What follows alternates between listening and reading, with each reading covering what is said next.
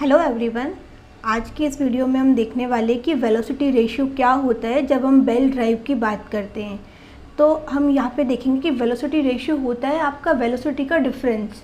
मतलब एक रेशियो होता है, आपकी दो वेलोसिटी होती है, एक आपकी ड्राइवर पुली की वेलोसिटी होती है, एक आपकी ड्रिवन पुली की वेलोसिटी होती है। तो उन दोनों का जो आपका रेशियो होता है उसको हम क्या बोलते हैं, वेलोसिटी रेशियो बोलते हैं। सबसे पहले अगर हम बात करें तो जैसे कि यहाँ पे आपको एक डायग्राम गिवन है, दिखाई दे रहा होगा। तो उसमें एक ड्राइवर पुली है, एक ड्रिवन पुली है। ड्राइवर पुली का डायमीटर मैंने मान लिया D1 है एंड उसकी जो स्पीड है वो N1 है। सिमिलरली जो ड्रिवन पुली है इसका डायमीटर मैंने मान लिया है कि D2 है एंड जो उसकी स्पीड है वो N2 है। तो अगर हम मैं बात करूँ पेरिफेरल वेलोसिटी की, पेरिफेरल वेलोसिटी क्या होता है, जो भी कोई राउंड डिस्क या इस तरह से घूमता है तो उसकी जो आउटर सरफेस की जो वेलोसिटी होती है उसको हम बोलते हैं पेरिफेरल वेलोसिटी। तो वो होती है πdn/60 एंड यूनिट क्या रहेगी, मीटर पर सेकंड रहेगी। क्लियर। तो वो मैंने यहाँ पे लिखा है πdn/60 मीटर पर सेकंड। अब अगर मैं ड्राइवर की बात करूँ तो ड्राइवर का डायामीटर आ जाएगा, ड्राइवर की स्पीड आ जाएगी D1 N1, बाकी फॉर्मूला वही रहेगा। ड्रिवन की बात करेंगे तो D2 N2 हो जाएगा, बाकी फॉर्मूला वही रहेगा। क्लियर। अब हम जब मान के चले कि जो हमारा पावर ट्रांसमिशन जो हम यूज़ कर रहे हैं सिस्टम बेल्ट ड्राइव, उसमें कोई स्लिप नहीं है। ऐसा पॉसिबल नहीं है कि बिल्कुल स्लिप ना हो, क्योंकि कहीं ना कहीं कुछ ना कुछ स्लिप हो जाता है।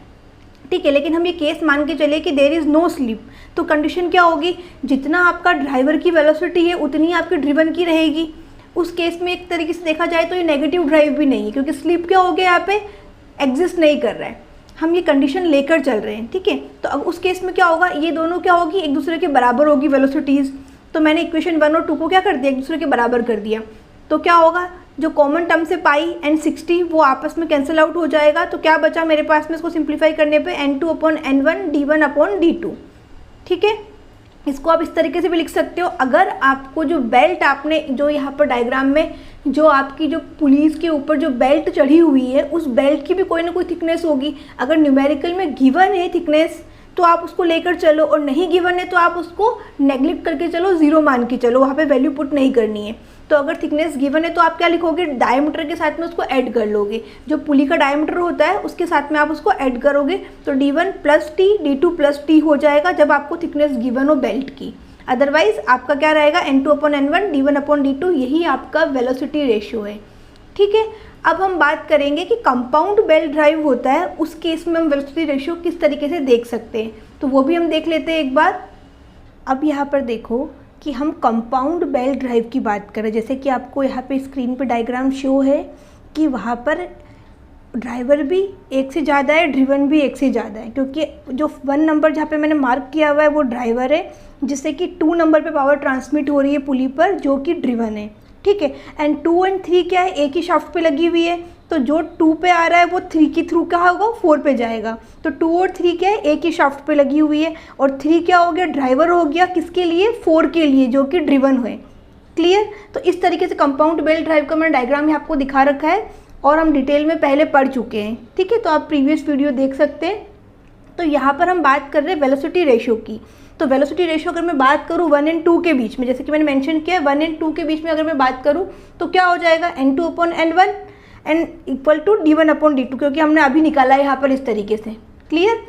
अगर मैं बात करूँ 3 और 4 के बीच में तो N4/N3 is equal to D3/D4 निकल के आ जाएगा। अब मुझे कुछ सिंप्लीफाई करना है, फाइनल रिजल्ट चाहिए मुझे, तो मुझे क्या करना है, इक्वेशन नंबर 3 और 4 जो मैंने नाम दिया है इनको मैं आपस में मल्टीप्लाई कर दूंगी। तो मल्टीप्लाई करने पे कुछ ये हो रहा है। अब यहाँ पर मैंने क्या लिखा है, N2/N1 N4/N3, क्योंकि ये दोनों साइड का यहाँ पे मल्टीप्लिकेशन कर दिया। सिमिलरली जो इस वाली साइड में D1/D2 एंड D3/D4 मल्टीप्लाई कर दिया। अब यहाँ पे हो क्या रहा है, N2 से N3 कैंसिल आउट हो जाएगा। क्यों कैंसिल आउट हो जाएगा, क्योंकि आप डायग्राम में देखो यहाँ पर N2 और N3 मतलब 2 और 3 की जो पुली है वो सेम शाफ्ट पे लगी हुई है। सेम शाफ्ट पे लगी होने से क्या होगा, उनकी जो स्पीड होगी N2 और N3 वो भी सेम होगी, इसलिए आप कैंसिल आउट कर सकते हो। तो बचा क्या यहाँ पे, N4/N1 एंड इधर same to same D1 D3 D2 D4, ये उसमें मैंने कोई डिस्टर्ब नहीं किया, वो सेम टू सेम रहा है यहाँ पे। तो अगर इसको एक जनरलाइज किया जाए फॉर्मूले को तो इस तरीके से आप लिख सकते हो कि speed of last driven, N4 क्या है, यहाँ पे 4 पुली है। ठीक है, तो लास्ट ड्रिवन जो भी था सिस्टम में वो उसकी स्पीड आएगी, और N1 क्या हुआ, जो सबसे पहला ड्राइवर है उसकी स्पीड आएगी। तो मैंने लिख दिया speed of first driver pulley. Clear.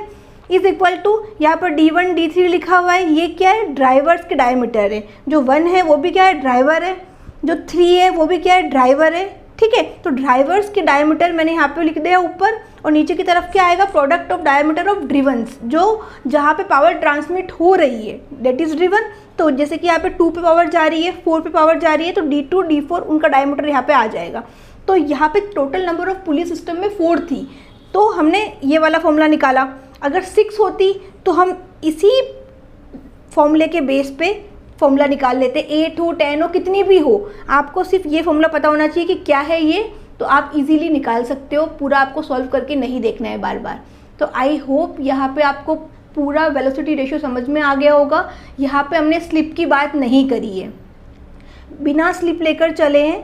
ठीक है, अगर स्लिप का इफेक्ट देखना है तो मैंने एक अलग से वीडियो बनाया है, स्लिप ऑफ बेल्ट, तो वहाँ पे मैंने स्लिप जब हम लेकर चलते हैं तो वेलोसिटी रेशियो में क्या चेंज आता है वो मैंने वहाँ पे आपको बताया है। क्लियर? तो आई होप वीडियो हेल्पफुल रहा होगा। अगर अच्छा लगा है तो प्लीज़ वीडियो को लाइक करें, चैनल को सब्सक्राइब करें एंड अपने फ्रेंड्स के साथ शेयर करें। Thank you so much.